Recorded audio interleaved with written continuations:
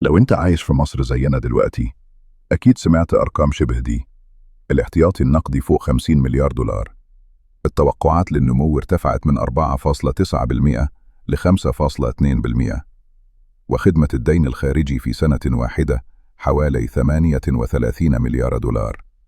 الأرقام دي شكلها بعيد عن فاتورة الكهرباء، وبعيدة عن البنزين اللي بتحطه في العربية، وبعيدة عن اللحظة اللي تقف فيها قدام الكاشير في السوبر ماركت وتسأل نفسك: آخد إيه وأسيب إيه؟ في الأيام اللي فاتت، اقتصادي مصري لخص الحكاية كلها في جملة واحدة بسيطة: من كل 10 جنيه الدولة بتحصلهم، حوالي 8 جنيه و50 قرش بيروحوا للي داينينها. في الحلقة دي هنفك الجملة دي على مهل، وهنجمع بين اللي اتكلمنا عنه قبل كده، الاحتياطي والذهب والتضخم، وما بين الحوار الجديد عن خدمة الدين والموازنة. وهنفضل راجعين لنفس السؤال: بعد كل الشرطات وكل العناوين وكل الكلام عن التعافي، فعلياً فاضل قد إيه للناس اللي عايشة هنا؟ 1. من عناوين التعافي لكسر بسيط: 10 جنيه، 8.5 دين. في الحلقات اللي فاتت استخدمنا مصر كدراسة حالة لثلاث أفكار: الاسمي مقابل الحقيقي، نسبة خدمة الدين، فرق التقييم المحاسبي عن الكاش الحقيقي.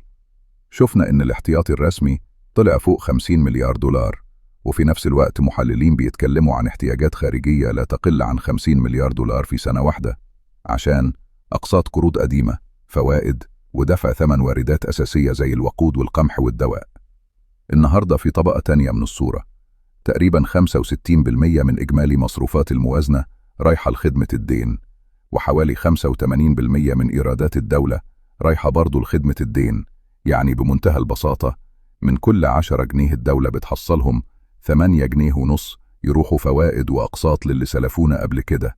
جنيه ونص بس يتقسموا على كل حاجة تانية: مرتبات، مستشفيات، مدارس، طرق وصيانة وبنية أساسية، دعم وبرامج حماية اجتماعية.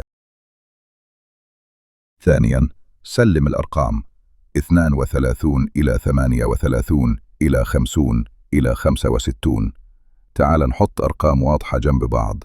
في سنة معينة، مدفوعات خدمة الدين الخارجي كانت حوالي 32 مليار دولار. بعدها خطوة لفوق، حوالي 38 مليار دولار. والسنة جاية وما بعدها في تقديرات بتتكلم عن 50 مليار دولار. وعلى المدى الأبعد أرقام بتقرب من 65 مليار دولار في سنة. يعني شكل السلم كده: 32، 38، 50، 65. دلوقتي حط السلم ده جنب مصادر العملة الصعبة الأساسية. تحويلات المصريين في الخارج حوالي 36 إلى 37 مليار دولار. السياحة في سنة كويسة تقريبا 15 مليار. قناة السويس في أحسن حالاتها هدف في حدود 10 مليارات. الصادرات السلعية حوالي 45 مليار دولار، مقابل واردات تقرب من 95 مليار دولار، بعجز تجاري حوالي 50 مليار دولار. الصورة العامة: خدمة الدين ماشية ناحية 50 إلى 65 مليار دولار في السنة، والاقتصاد لسه بيحاول يغطي بالعافية، والأقساط والفوائد والعجز التجاري واحتياجات الاستيراد الأساسية. عشان كده بعض المحللين بيقولوا بوضوح: لما بنقول الدولة محتاجة على الأقل 50 مليار دولار السنة الجاية، إحنا بنتكلم بس عن إنها ما تقعش في تعثر، مش عن تحسين حياة الناس. 3. إزاي وصلنا هنا؟ حكاية 168 إلى 162. السؤال اللي بعده طبيعي جدا: إزاي أصلا وصلنا لمرحلة إن 8.5 من كل 10 جنيه يروحوا للدائنين؟ على مستوى الدين الخارجي في رقم بيتكرر كتير. في قمة المنحنى الدين الخارجي وصل حوالي 168 مليار دولار. بعد شوية سداد وصفقات أصول وأموال داخلة وخارجة، الرقم نزل تقريبا ل 162 مليار دولار.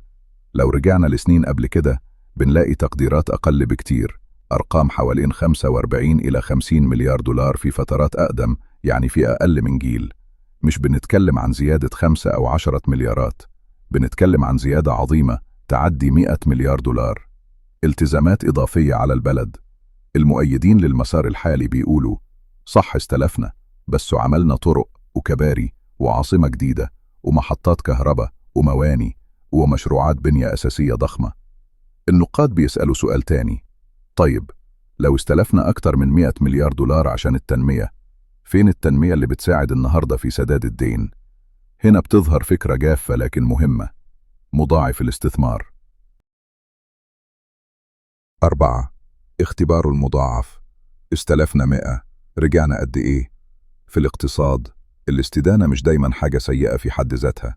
شركات كبيرة بتستلف عشان تبني مصانع، وأسر بتستلف عشان تشتري بيت. الفيصل هو المضاعف. لو استلفت 100 مليار دولار والمشروعات اللي عملتها بيهم خلقت على مدى السنين دخل وصادرات وضرائب تعادل 120 مليار مثلا، يبقى الدين قابل للإدارة. لو استلفت 100 مليار والعائد الصافي اللي راجع للاقتصاد قريب من الصفر، يبقى اللي حصل مش تنمية لكنه وزن إضافي على الظهر. بعض الاقتصاديين المصريين النهاردة بيستخدموا تعبير قريب من كده: احنا خلقنا مضاعف ديا مش مضاعف دخل. لما يبصوا على دين خارجي وصل لقرب 168 مليار دولار، خدمة دين بتطلع من 32 ل 38 ومتجهة ل 50 زائد مليار.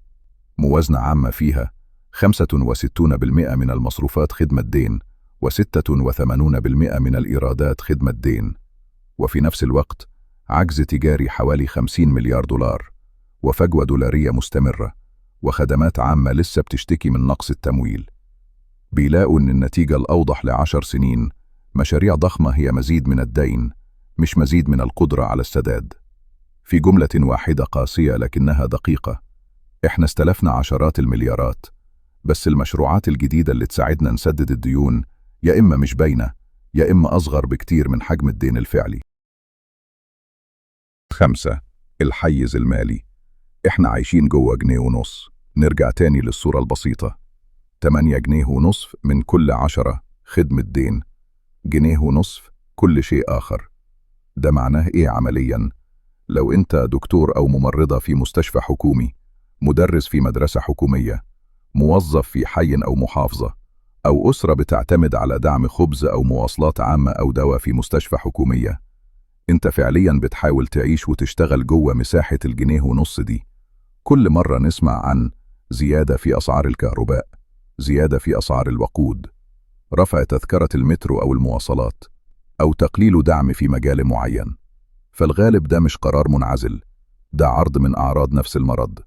فاتورة الدين واخدة الأولوية، والباقي بيتقسم على بلد عدت 100 مليون إنسان. وعشان كده إحنا اللي عايشين جوه البلد بنحس بتناقض. بنسمع عن توقعات نمو 5.2%، وعن احتياطي في حدود 50 إلى 52 مليار دولار، وعن ارتفاع في قيمة احتياطي الذهب بأكثر من 60%، لكن يومنا العادي لسه فيه فاتورة كهرباء أعلى من السنة اللي فاتت، مواصلات أغلى، أسعار أكل مش بترجع بل بس بتزيد أبطأ شوية، ومستشفى ومدرسة وخدمة عامة دايما محتاجة ميزانية مش موجودة. 6. ضرائب وائتمان. مين فعلا اللي بيدفع؟ في الحوار الأخير طلع رقم تاني مهم: نسبة الضرائب للناتج المحلي حوالين 12%. كتير من الاقتصاديين شايفين إن بلد بحجم مصر لازم تكون النسبة أقرب ل20%، بس مش عن طريق الضغط على نفس الشريحة كل مرة في نفس الوقت. حوالي 70% من الائتمان جوه البنوك رايح للدولة أو للقطاع العام، والقطاع الخاص بياخد الباقي. ده بينتهي بحاجتين: واحد، عبء مش متوزع بعدل، وفي كيانات كبيرة تقدر ترتب وضعها الضريبي أو تأجل أو تقلل، وفي مواطن عادي بيدفع ضرائب غير مباشرة في كل فاتورة، ورسوم وخدمات أعلى، وضريبة تالتة اسمها التضخم. 2. تزاحم. والدولة لما تاخد 7 من كل 10 جنيه قرض من البنوك بيفضل للقطاع الخاص حيز صغير، ومشاريع إنتاجية أقل، ووظائف أقل، وقاعدة ضرائب أضعف في المستقبل، وبكده السلسلة بتكمل. الدولة استلفت جامد، جزء ضخم من دخلها رايح لسداد القديم، الخدمات العامة مضغوطة في الجنيه ونص، والضغط بيتحول بالتدريج على اللي تحت، علينا إحنا. 7. ساعة التضحية. إمتى تخلص؟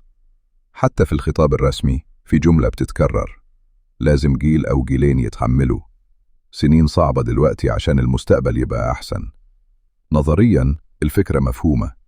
في حكومات في التاريخ خلت جيل يتقشف شوية عشان اللي بعده يعيش أفضل، بس إحنا كمجتمع وكأفراد عندنا حق نسأل: التضحية دي هتخلص إمتى؟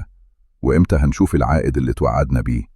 لحد دلوقتي الخط الزمني شكله كده، تقريبا 10 سنين من استدانة متصاعدة، التزامات خارجية بتطلع لسلم 32 38 50 65 مليار دولار، موازنة ديونها 56% من المصروفات و58% من الإيرادات، بيع وصول عشان نسد فجوات عاجلة، زيادات متكررة في أسعار الطاقة والخدمات لو المسار فضل زي ما هو من غير تغيير حقيقي في طريقة الإدارة. الخطر إن التضحية المؤقتة تتحول لإيرو وضع دائم. للأغلبية التضحية كان المفروض تبقى كوبري نعدي بيه، مش المكان اللي نسكن فيه لسنين من غير مخرج. 8. خاتمة دائرية. إزاي نقرأ العناوين الجاية؟ لما تشوف في الأخبار عناوين زي الاحتياطي النقدي يتجاوز 50 مليار دولار، ارتفاع قيمة احتياطي الذهب بأكثر من 60%، رفع توقعات النمو إلى 5.2%، نجاح مراجعة جديدة مع مؤسسة دولية. جرب تضيف لنفسك 3 أسئلة صامتة. 1. نسبة خدمة الدين، ومن كل 10 جنيه بتخش خزينة الدولة كام بالظبط بيروحوا لخدمة الدين؟ 2. الحيز المالي، وبعد ما الدائنين يخلوا حقهم فاضل كام جنيه فعلا لمستشفى ومدرسة ومواصلات ومرتبات؟ 3. الكاش ولا التجميل، والأرقام الحلوة دي جاية من دولارات جديدة بتدخل ولا من إعادة تقييم ذهب قديم على سعر عالمي أعلى؟ لأن بالنسبة لأسرة عايشة في شبرا أو إمبابة أو طنطا أو أسيوط، السؤال الحقيقي عمره ما هيبقى هل التقرير رفع التقييم 3 نقطة مئوية ولا نص؟ السؤال اليومي أبسط وأعمق. بعد كل